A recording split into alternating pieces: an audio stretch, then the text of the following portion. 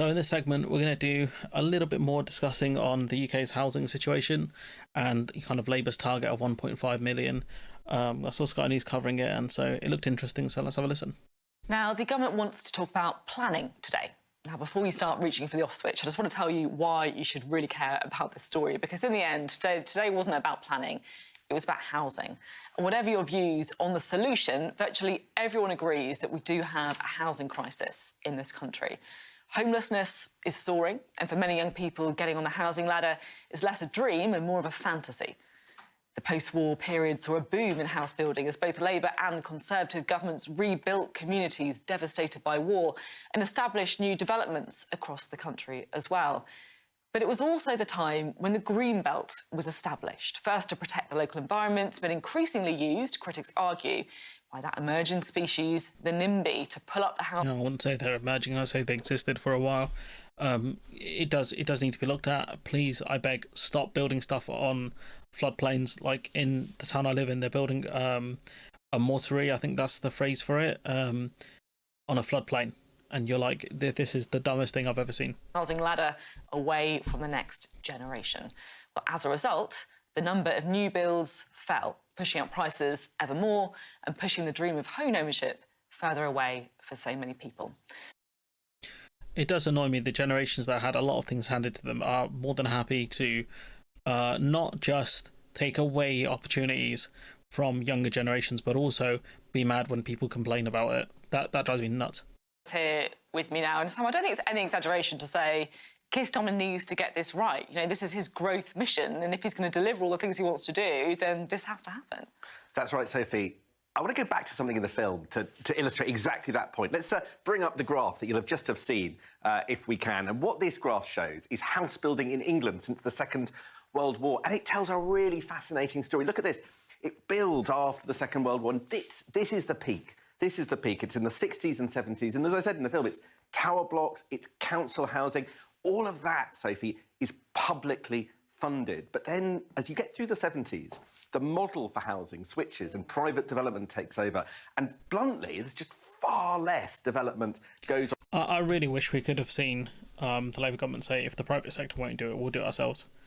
That was my dream for the Labour Party. You know, I think when it comes to certain things, like, you can tell the difference in left-wing people and centre-left people. You know, centre-left people want more kind of safeguards and minor things like that, whereas I think left-wing people want more things like public ownership, and I'm much more for the government actually doing stuff and either acting instead of the private sector or actively competing with the private sector, which is what I want. I want both of those things.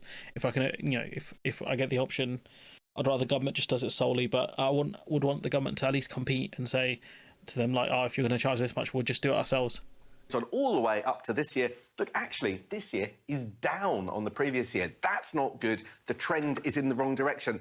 And Keir Starmer has set himself a really ambitious target. Look at this, 370,000. We've never built that number of homes since the Second World War. It's incredible. Well, that's crazy, and there's only a couple of years where that really happened. Where you look at it, it's these ones here. Incredible. Wow. And we're a very long way away. You can see the gap over on your side of the screen between the amount of houses built today and the number of houses that they need to build per year. I mean, that's extraordinary, because obviously everyone's talked about how the Prime Minister's got an ambitious target on housing, it's going to be tough to meet it. But I think if you put it in this context, you realise just how far away that red line really is. Yeah. And this target is going to be even less achievable, really, when you think about it, because we're already, like 5 or 6 months into a Labour government. They're not going to get much off the ground until they actually pass legislation on this stuff properly, which will probably be next year.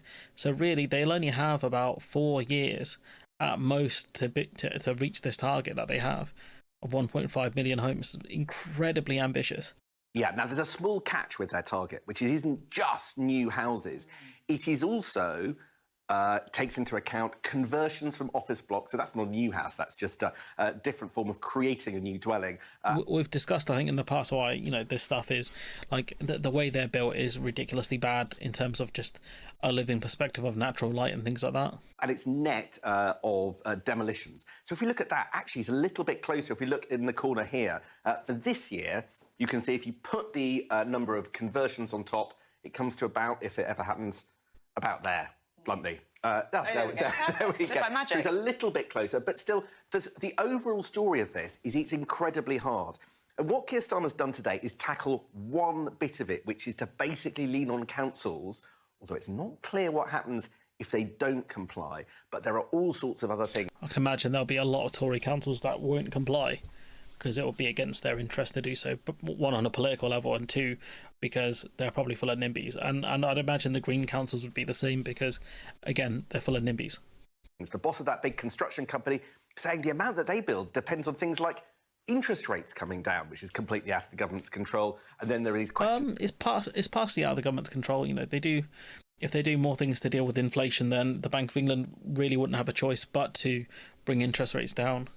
Or you could get rid of Bailey and get someone competent. About whether Keir Starmer is willing to have a big fight over nature and habitat and environmental rules. There are so many more barriers before the yellow line there reaches the red line at the top.